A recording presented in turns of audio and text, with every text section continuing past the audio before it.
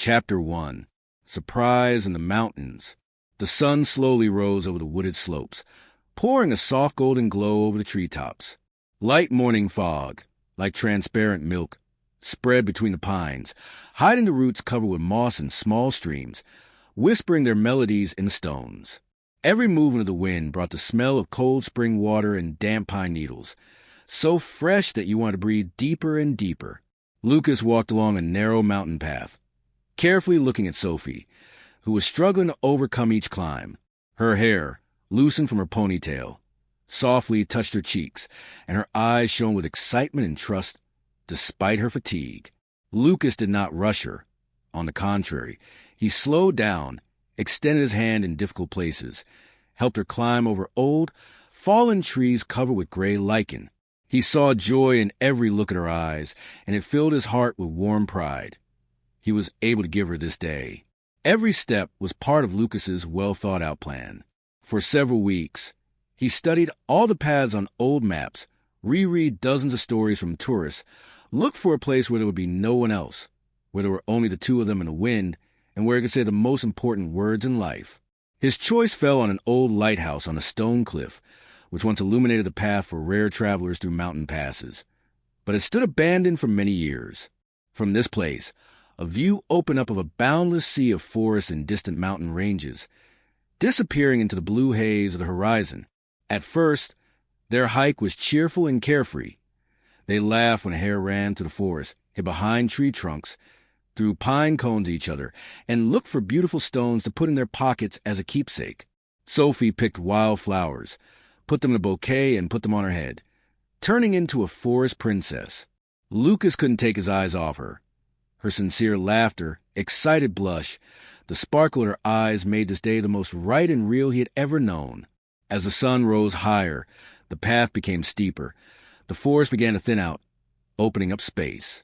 With each step, more and more views opened up. First green waves of forest, then snowy peaks in the distance. And at some point, the very goal of their hike, an old lighthouse loomed on the edge of a stone ledge, pointing into the sky like a finger pointing at the sun.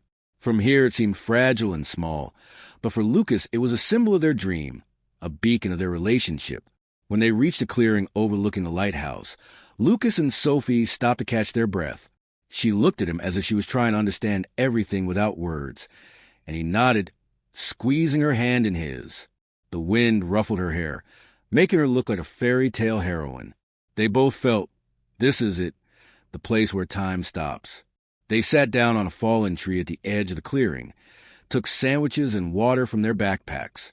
The food seemed tastier than any restaurant dish, because each bite was filled with fatigue, joy, and anticipation. Sophie kept glancing at the lighthouse, which slowly changed color in the rays of the sun. Gray in the morning, now it glowed with a warm amber. As they stood up to take the last steps toward the lighthouse, Lucas felt a growing excitement in his chest, like a slight dizziness. It seemed to him that nature itself had become quiet around him. The birds fell silent, the wind died down, and even the sun began to move more slowly, prolonging this moment. Ahead of them was a secret that only the two of them had to discover. And at that moment, time seemed eternal, such that you want to keep in your memory forever. Chapter 2. The Lighthouse Whispers. The last stretch of the way to the lighthouse was the hardest. The path narrowed, going along the very edge of the cliff, and every step seemed to play with the emptiness below. The wind had picked up, blowing in gusts, tousling Sophie's hair and making her hold on to Lucas's hand even tighter. There was a smell of distant thunderstorms and something ancient in these gusts, as if the very rock on which the lighthouse stood remembered the countless rains, storms, and suns that had passed over it over the centuries. When they finally reached the base of the lighthouse, the air was saturated with coolness and the smell of old stone. At the foot of the lighthouse there was a wide crack like a deep scar, and the wooden door, half torn from its hinges, creaked in the wind. Sophie, holding her breath, placed her palm on the wall of the lighthouse, warm from the sun and rough with age. Lucas watched her, feeling his heart fill with a mixture of tenderness and excitement. He had been waiting for this moment for a long time, and now every second seemed precious. They went inside. Dim light was breaking through cracks in the stone walls. Dust hung in the air like a light fog. The boards creaked under their feet. They climbed the spiral staircase to the top, where a round platform with rusty railings opened up. When Sophie went out there first, a view opened up before her that took her breath away. Endless forests, mountains shrouded in light clouds, and a narrow blue ribbon or river sparkling in the sun's rays below. Sophie spread her arms out as if she wanted to embrace the whole world. Her hair fluttered in the wind, and her eyes sparkled with delight. Lucas stood behind her, looking at her, and understood that this moment was the goal of his entire trip, their entire summer, and maybe his entire life. He wanted to remember every detail. The play of light on her face, the warmth of her skin, the joy he felt next to her. They stood there for a long time, silently, embracing, listening to the wind singing the cracks of the lighthouse, and their breaths merging into a single rhythm. In that moment, there was no time, no worries, no what awaited them at home. There were only them and the endless, almost eternal beauty around them. Lucas understood. Here, on this lighthouse, everything that was important in life found meaning. Sophie carefully removed the wreath of wildflowers that she had woven along the way and placed it on Lucas's head. They both laughed, breaking the silence, and this laughter echoed along the slopes like a reminder to nature that at the top of the lighthouse, two hearts were alive, beating in unison. As the sun sank slowly toward the horizon, they sat huddled together, telling stories from their childhood, dreams for the future, sharing their deepest thoughts. It seemed as if the lighthouse itself was listening, keeping every word within its stone walls. And as the first stars began to twinkle in the evening sky, Lucas pulled Sophie closer and kissed her forehead, feeling every beat of his heart echoing in her body. It was a perfect evening, and neither of them could have imagined how soon everything would change. Chapter 3. The Harbinger of the Storm.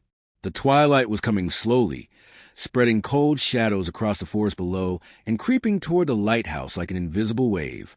The sun, like the slow heart of the sky, was sinking toward the mountains, and its last rays pierced the space with long golden spears. The wind was still warm, but in its rustle Lucas began to hear other sounds, a faint hum of distant thunder, a barely perceptible trembling of the air, like the breath of something huge and alive beyond the horizon. Sophie noticed that the sky in the west had become darker. Blue clouds hung heavily over mountains, their edges illuminated by the copper light of the setting sun. Her hand tightened on Lucas's. He smiled at her, trying to push away the growing anxiety, but inside there was already a vague sense of danger stirring, like a drop of cold water falling on warm skin.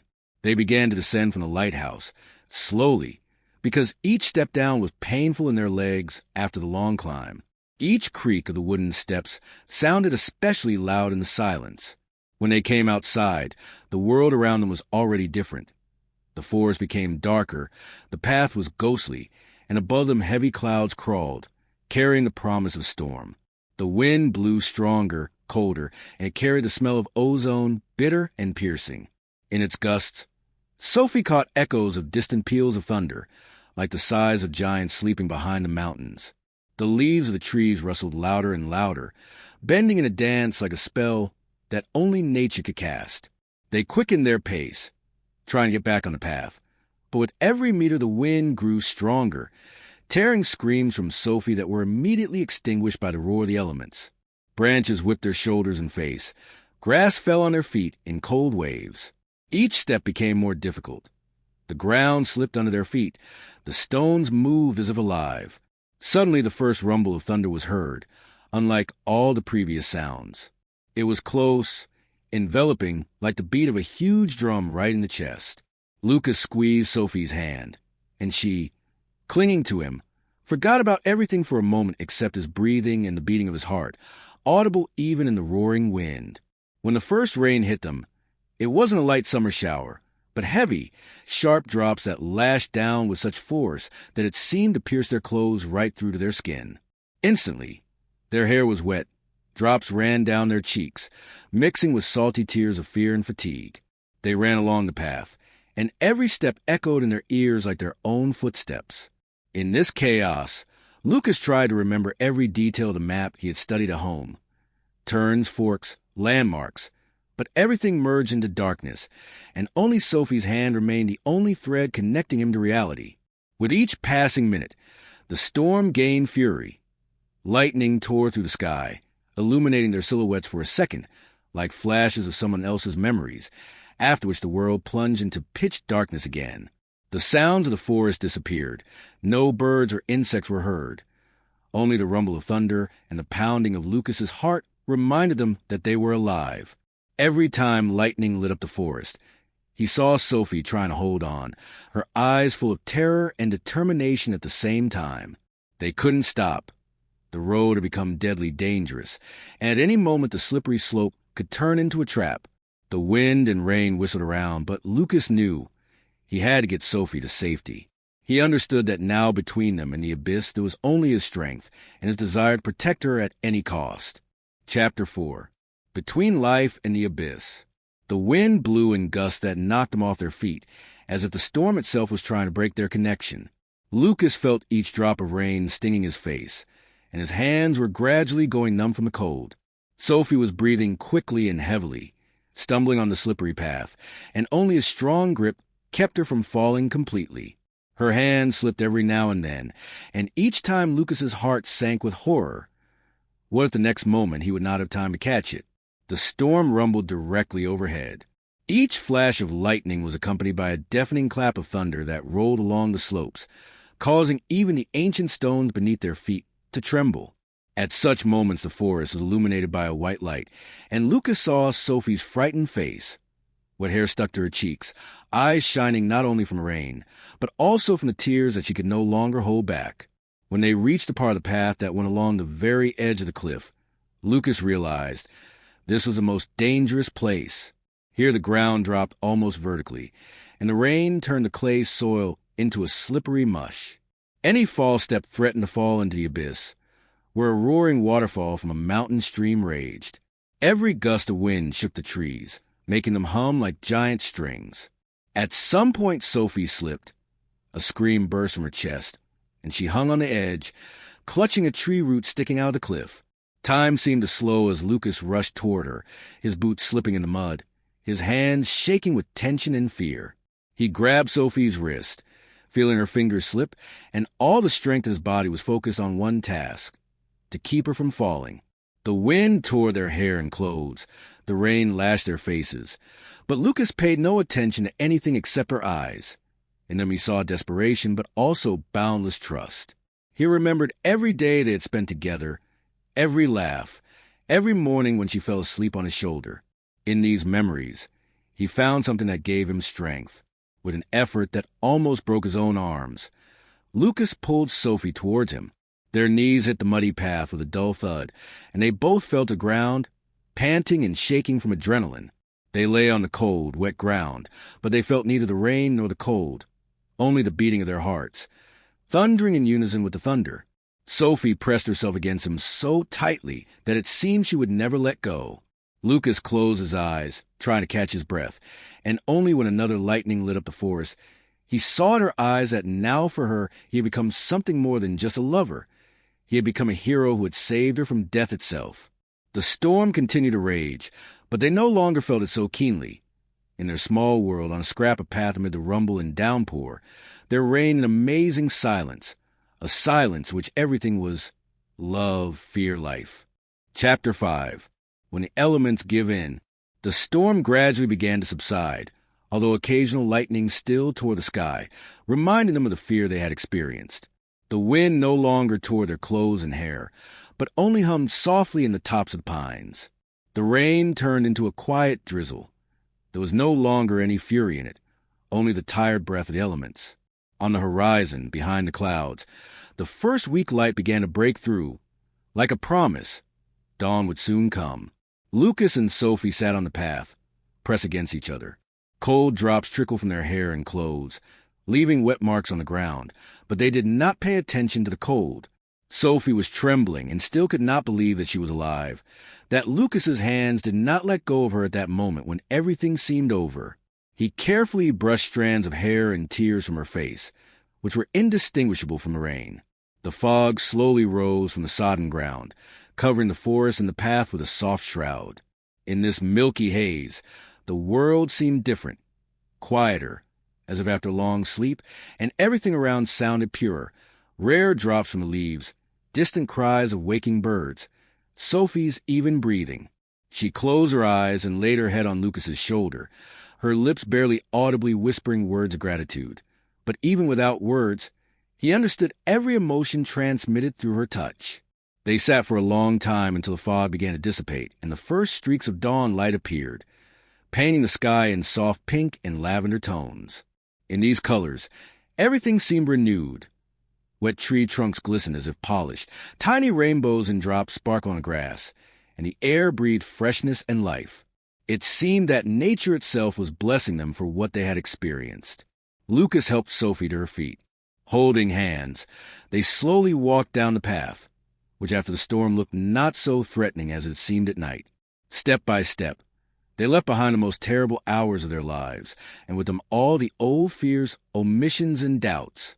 With each passing minute, their steps became more confident, and even in their exhausted looks one could see confidence. No matter what happened ahead, they would cope together. When they stopped in the clearing below to look back at the lighthouse, it already seemed like a part of another life, distant and alien. But there was something special in that farewell look. Now the lighthouse was not just a symbol of a romantic dream. It had become a place where they had conquered fear and despair together. The sun finally peeked out from behind the mountains, painting the entire forest gold. Lucas and Sophie embraced at this dawn, wet, tired, but infinitely alive. Their hearts beat in unison, and in this rhythm the most important truth sounded. They found each other and would never be lost again.